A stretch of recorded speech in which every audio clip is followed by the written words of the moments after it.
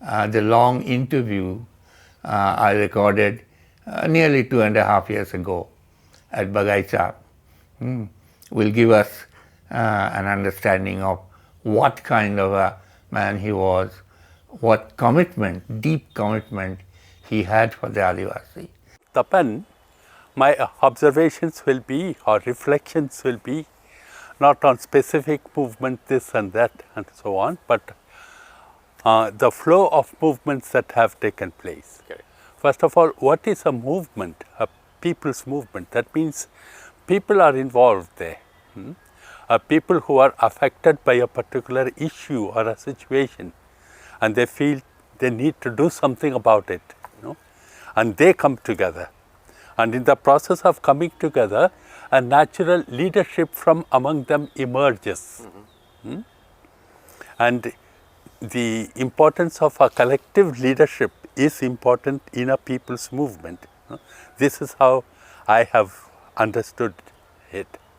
If you put that in with regard to Jharkhand movements, we have had several movements, whole series of movements. We have had towering personalities, beginning with Birsa Munda, let alone Tilka Manjhi and others in the 20th century. Birsa Munda was there and wanted to lead a revolution against the British on the one hand and the very oppressive zamindari system that was there. And we cannot think of a more militant person than Birsa Munda. But at the end of it all, he did not really succeed in creating a movement. Birsa Munda was there and they worshipped him. They even made him a Bhagwan. Whereas we should be calling him a Veer, a hero, and not a Bhagwan. That's what the ruling class is making him to be. The moment you elevate somebody into the supernatural sphere, then he is no more with us. So, we have had very towering personalities like him. And later in history, we have had persons like Ramdayal Munda, a person not just son of the soil, but who vibrated with the life of his people, the culture, the social traditions of his people. And he also wanted to see that something could emerge in terms of a people's movement that would go on with him or without him. But that also did not succeed. And then he also tried at the politics level, or parliamentary democratic politics, wanted to stand in elections, and it was a failure. Yes. So, all these things point out to the fact that despite the fact that we have had very powerful, charismatic leaders all through history, real Jharkhandi people's movement has not really taken roots to the extent it would pave its own way towards a greater assertion of its rights. And so there we are. We have had so many movements, and yet it looks we have had no movements. That is the situation today. Even today there are some leaders. Some of them are more genuine, others not so genuine. And this is where the impact of so-called parliamentary democracy comes, the election comes, where money plays a big role. So the impact has had, and so Jharkhandi leaders who have become MPs and MLAs, most of them have couldn't care less what is happening to their people. It is power and money and position. So it has engulfed the whole process. Where do you think is the main source of the weakness? Is it because the movement also remained trapped in very limited objectives, like either get a state or get some rights on land and so on and so forth, and did not think in terms of the how to deal with or examine the nature of the Indian state with which it was fighting, and so where was this disconnect? Because it seems to have been completely co-opted by the Indian state. So there was, and where was the weakness in the movement? The weakness, you see, first we have on the part of the Adivasi society a beautiful culture of our people, self-sustaining economy, and a self-governance based on their own traditional leadership. That was there. But then when the capitalist economy comes in, and where private ownership becomes a primary thing, and if it is primary private ownership, then you have to make money and make more money. So the impact of the market comes in, capitalist market, for which people are not ready, were not ready, and even now they are not ready if you go into rural areas. But that has been imposed on a people. And this has weakened a people as a people. So in terms of the value system, maybe some elders in the interior villages, they may still carry on that same value with attitude towards the ancestors who are with them. Like Ram Dayal Munda would say, when you are physically dead, you are not dead and gone. You are dead, but you are with us. That type of a spirit is not there.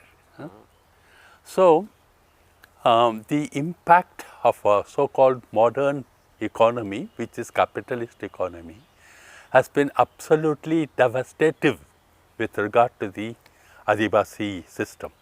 And I'm sure you are aware of the very cherished values that the Adivasi people have lived by. Yes. They all have kind of watered down. And once your value system is watered down, then what type of a movement can you give birth to? Then it is again geared towards gaining power. And in a so-called democratic, parliamentary democracy, you have to win elections and come to power. And once you come to power, you enter into another scale of values. So finally, there is hardly anything left of the Adivasiness, and it is superseded by the so-called modern society. So as such, the movements have not really been persistent in preserving the values and helping a people to struggle for their rights based on those values. It is, I don't see it anymore. So it is basically what we are seeing is a clash of, in a way, between two value systems. It's a clash of two kind of systems of economy: capitalism, the capitalist state, and versus the collectivist, ecology-based culture of the Adivasi. There is also a feeling at times one gets is that the Indian state actually looks upon the Adivasis as a colony, as an internal colony, and that is also a part of its total, the private property-based culture of capitalism. You've been experiencing, this over so many years. How do you see? I mean, is it? How does it manifest? I mean, in your opinion, the attitude of the Indian state, which towards the Adivasis? May I illustrate this with one example that kind of had a big impact on me.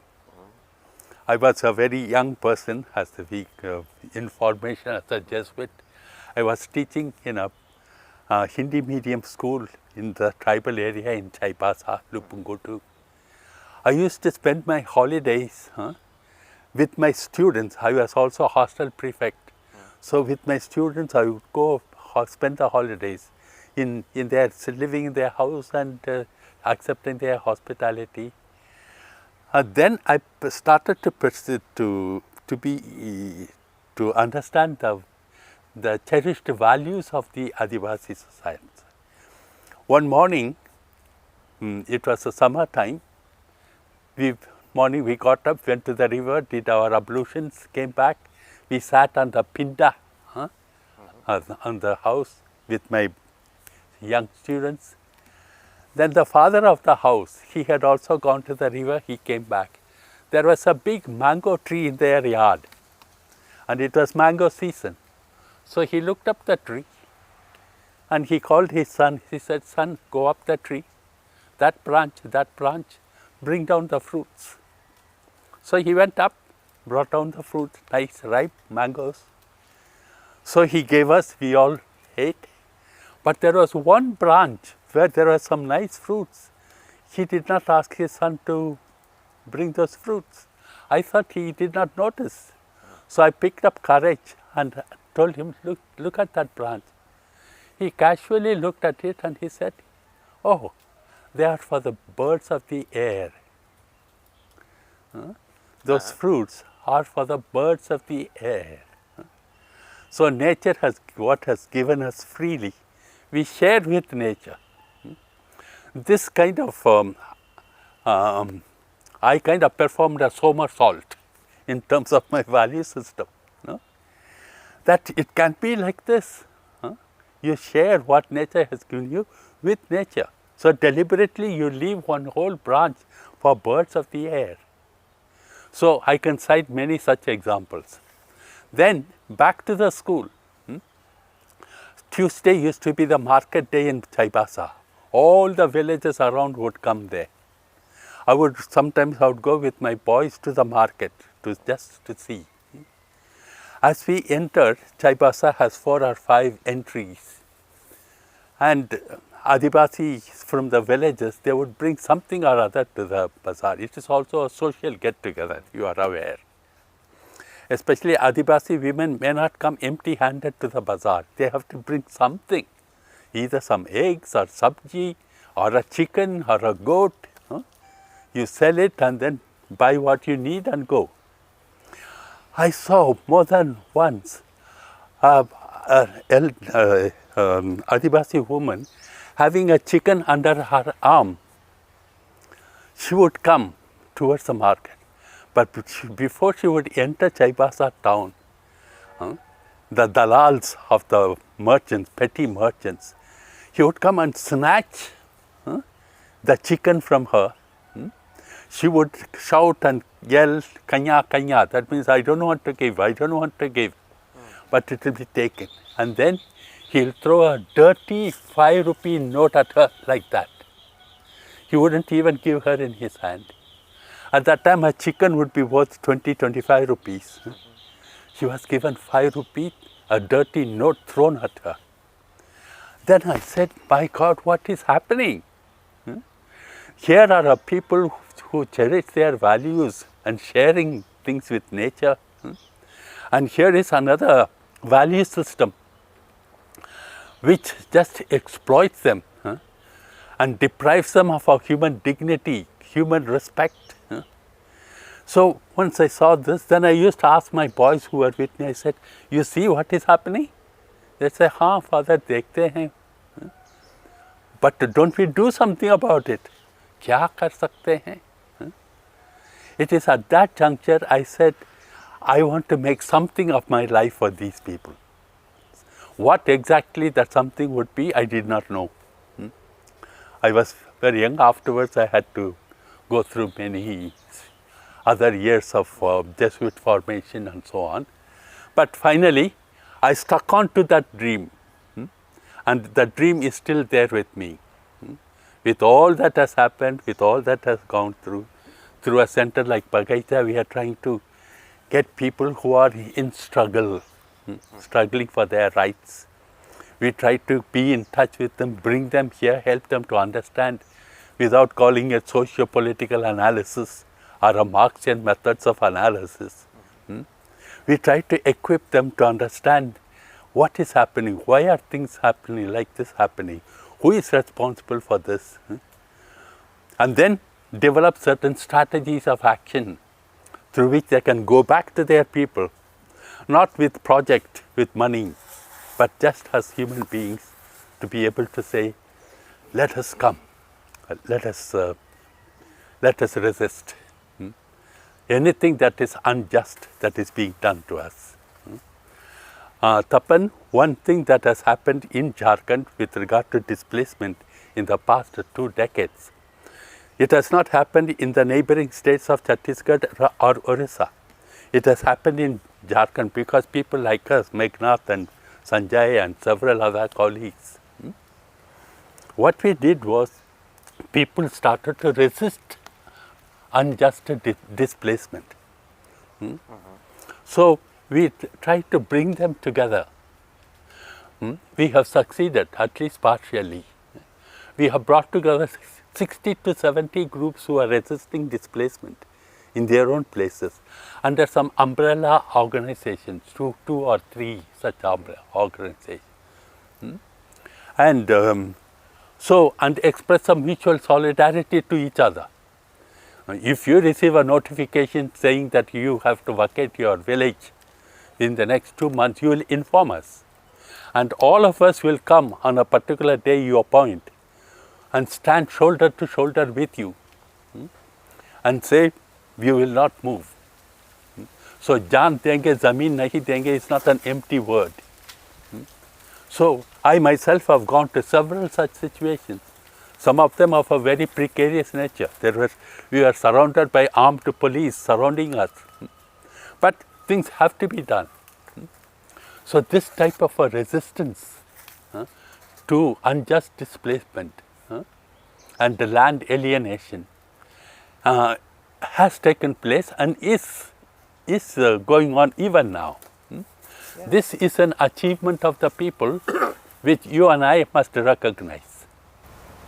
So that is something unique, because unfortunately the Jharkhand state, which was a state for the Adivasis, is in fact turned out to be very, very unsympathetic to the whole Adivasi issue, and is more interested in getting foreign investment and selling out the land of the Adivasi. So this resistance is a great news. So whether it is, we have had, I think, 6 or 7 Adivasi chief ministers during these 15 years. And for once, we have a non-Adivasi as the chief minister. Let that be. Whether it was an Adivasi or a non-Adivasi who have been on the realm of governance, they all have been sold to this capitalist system. Where you think the more investment you get, the so-called development takes place. So they are being carried away, and in the process, is also to see how much money I can make in the process. So the whole game is there, is going on. Now, the way, what can, or maybe we hope what should happen is, people are coming to a process of being disillusioned about their own so-called leadership, about the so-called political setup, so-called government, so-called local prashasan, the administration, the police. People are beginning to see them through and through for what they are. And the resistance will continue. And that's where the challenge for activists like us is, in what way, using whatever talent or whatever things we have, we can support such resistance movements. So that people as people, not looking up to big leaders, MP or MLA or this or that person, but counting on their own strength and be ready to pay the cost. Because of this effort, resistance consistent resistance to people's, to displacement and land alienation. 104 MOUs were signed by Jharkhand state with as many companies. But only about half a dozen of them have been able to open shop in Jharkhand, the big companies. And how did they do that? Either by cheating the people or by frightening them, threatening them. So, and people are beginning to see that through. So the resistance has been quite successful in keeping the big companies out. Yeah. Yes. Now, the resistance cannot be in a negative way. You are coming to take our land, so I am resisting. It is still a negative type of reaction. Now, people have to take one step further. That is where, like the 2013 Supreme Court judgment very briefly stated, the owner of the land is also the owner of the mineral, of the subsoil mineral in his land, which I think is a significant thing. Sure. So people have to assert themselves and say, it's not just we will not give our land and then be displaced, but we are going to take the riches that is in our land. Yeah. This process has started in a very minuscule way, but we have to encourage to see that this kind of spreads like fire. These days, wherever I go, I take the Supreme Court judgment, I made it into a summary of a 2-page, just the basic points, and translated it into Hindi. I carry with me and I show them, look, here is a judgment. There is koila or loha or whatever it is, you assert your ownership. If anybody raises a question, show him the Supreme Court judgment.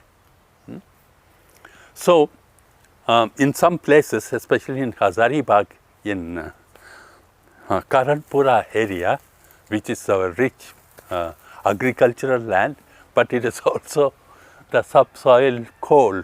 Yeah.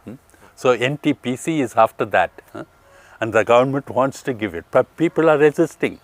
They are not giving. So it is not just resisting giving land to a company, but to say this land is ours, and whatever riches there is, it is also ours, and we have a right. So people, Gram Sabhas have to do it. It cannot be done by individuals. Gram Sabha, again, based on the traditional leadership, the Munda Manki system. This is one way of reviving it. You see, the traditional system cannot be revived in the abstract. It can only be revived based on concrete achievement that is possible. Here is a possible situation. Like Sanjay and others, our friends, are trying to help them to see their rights over the forest. It's not just because the government passed a law in 2006, so-called Forest Rights Act, that people have the rights. No, people have had the right all along. But now finally some recognition has come about. Okay, that's good. So we are not dependent on what laws the government will pass or will not pass, but go back to our roots, our traditions, and say this is how we related to nature. This is how we owned nature, not so much as individuals, but as a community. And we go back to that. So, several Gram Sabhas have started to do that. In some places, the local administration objected, so they showed the Supreme Court judgment. And those fellows had not even heard of such a judgment or seen that judgment. So, it is going on. This type of effort, if it becomes part of people's movement without wanting it to become a global movement, a movement that it takes in the whole of Jharkhand. But wherever people are, if they can start this type of a movement, asserting their right, nature given rights which is a predominant right over any other right given by any law or by any government or a court, based on their rights, if they can proceed. That I see as the only possibility by which our people can live as a people.